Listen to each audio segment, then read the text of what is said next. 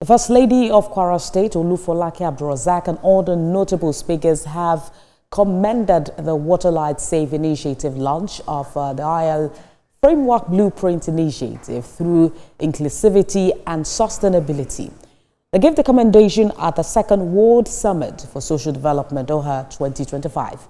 The summit presented unique opportunities for meaningful conversations to address challenges at all levels, from high-level political dialogue to policy-oriented discussions.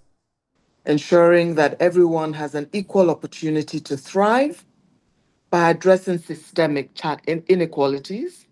I'm sure you know we First Ladies, this is where we thrive, in challenging systemic inequalities. We are the soft power, we raise our voices, and we try to get things to change. Women and girls and the youth particularly need to be strategically placed and equipped in this quest so as to be able to harness the opportunities. It is in this regard that we have been equipping our women and youth with requisite skills, as I said. Our skills acquisition programs have included things like baking and confectionery, drone technology for farmers. You've heard from our distinguished speakers and champions today on the pillars and the commitment of iHeal. Each pillar is interconnected, ensuring holistic, sustainable, and people-centered development. iHeal certainly is more than just a framework.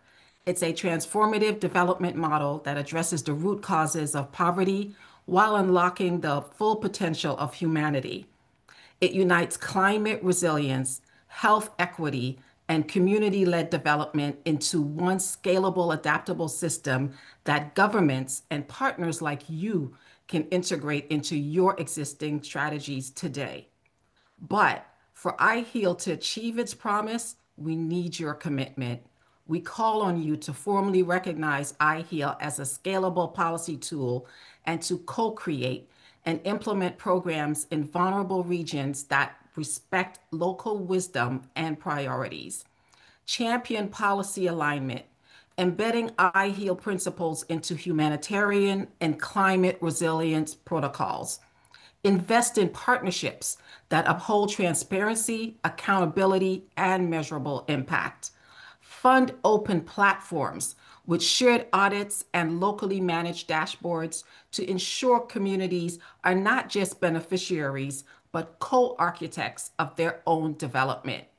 Sponsor and endorse initiatives that confront inequality and advocate social justice for all. Colleagues, I implore you, this is not just merely an invitation, it's an imperative. We are faced with this reality even as we speak. The world most recently witnessing the devastating impact of Hurricane Melissa on Jamaica and others. If we are to meet the Sustainable Development Goals with integrity and speed, we must act together. We are highly involved in the community upliftment and digital transformation, as well as community upliftment of ecosystems across the African continent. I am African. I'm born in South Africa, even if it doesn't look like it. But we are very proud of being part of this, working closely with various African diaspora globally, as well as family offices, other family offices in partnership with our family offices, including governments, part of the World Business Angel Investment Forum, and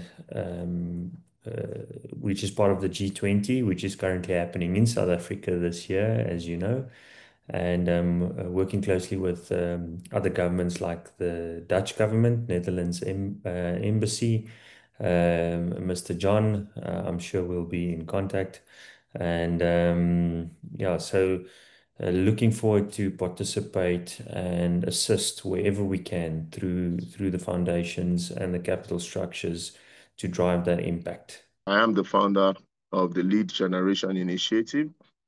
The Lead Generation Initiative is a non-governmental organization which is focused on developing a new generation of leaders. On this note, we traveled across 70 states in Nigeria to identify young minds through what they do not just people that are not doing anything, making sure at least it's somebody that is educated first, and also somebody that has what he does. Because if you get somebody that is not educated, no matter what you do, that education, part of things, still gives that leverage for them, to be bought over, with money and all. And even if you get somebody that is not working, it is easy for you to buy their conscience. So once we identify these young men, that through education and what they do, we travel to this, to that state, identify 2 of them per local government, and we train them for 3 days.